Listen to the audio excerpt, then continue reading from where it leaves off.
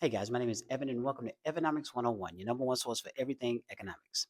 Have you ever seen a country fight a costly war and then agree to many of the same concessions that were available before the war started? That's the question many economists are asking after the new US and Iran peace agreement announced last week. Today we're going to break down the agreement. What is actually inside the agreement? Why critics argue it's probably not a good deal for the US, and how it compares to previous Iran agreements and what it means for the economy. Before we jump into the video, I do have a quick favor that really helps grow the channel. If you enjoy simple explanations of complicated economic and geopolitical events, please hit the like button and share with us with somebody who is into this type of content. Now, let's dive into the video. What ended the war? We're going to start there. After roughly 110 days of conflicts, the United States and Iran agreed to a ceasefire and peace agreement. Okay? The immediate goal was straightforward: end military operations, reopen the Strait of Hormuz, prevent further economic damage. The Strait of Hormuz is one of the most important energy choke points in the world. Roughly one-fifth of global oil trade moves through this region. When the conflict escalated, oil markets feared a major supply disruption. That pushed energy prices higher and increased inflation risk worldwide. Once news of the agreement emerged, oil prices quickly fell as traders priced in reduced geopolitical risk. Okay. What's actually in the deal? According to published data, several major provisions stand out. First of all, both countries agreed to permanently halt military operations. Second, the U.S. agreed to remove its naval blockade of the Iran ports within 30 days. Iran agreed to ensure commercial shipping access through the Strait of Hormuz, and Iran can resume oil exports. Also, sanctions reliefs and access to frozen Iranian assets are also being discussed as negotiations continue. And finally, both sides have 60 days to negotiate more, more comprehensive final agreement. And that is where controversy begins. Okay? We're going to talk about why some analysts say this isn't a good deal for the United States. So critics argue that America spent months engaged in a costly conflict, but ended conceding significant economic benefits to Iran. The argument pretty much goes like this. Iran oil export opportunities. Iran gains potential sanctions relief. They receive access to frozen assets. Their government remains in power, so there was no regime change. Meanwhile, the most difficult issues, particularly the future of Iran's nuclear program, have largely been pushed into future negotiations rather than fully resolved today. Um, Supporters of the argument respond that avoiding a broader regional war is itself a major victory. And I do agree. And a point, but wars are expensive. They increase government spending, they disrupt global trade, they can trigger oil shocks, and they worsen inflation. So, economically speaking, peace almost always carries value. The debate is whether the were worth the outcome.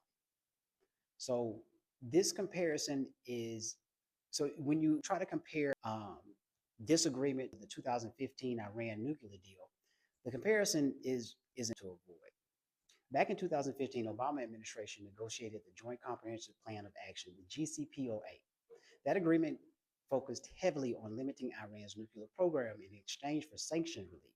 Supporters argue it created verification mechanisms and restrictions on uranium enrichment. So fast forward to 2026, the new agreement comes out and it looks somewhat different. Instead of primarily being a nuclear agreement, it's first and foremost a war ending agreement. Look at it like that. The biggest focus is ending hostilities, reopening shipping lanes, and reducing economic pressure.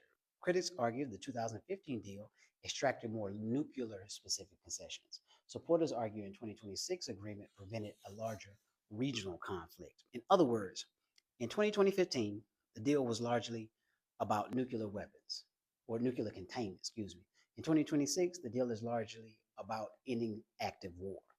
That's a major distinction. Quick pause.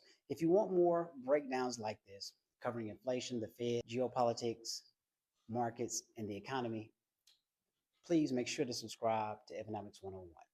We're building a community that understands what's really happening behind the headlines. Now we're going to hop back into it. So what does this mean for oil, inflation, markets, and the Fed? This is where economics becomes the real story. Oil markets reacted positively because the risk of prolonged disruption through the Strait of Hormuz, that got kind of more oil supply generally means lower gas prices. So we should see it at the pump, and we're starting to see that now. Lower costs, lower pressures. That's good news for consumers. It's also potential good news for the Fed. Remember, one of the biggest inflation risks during the conflict was energy shock.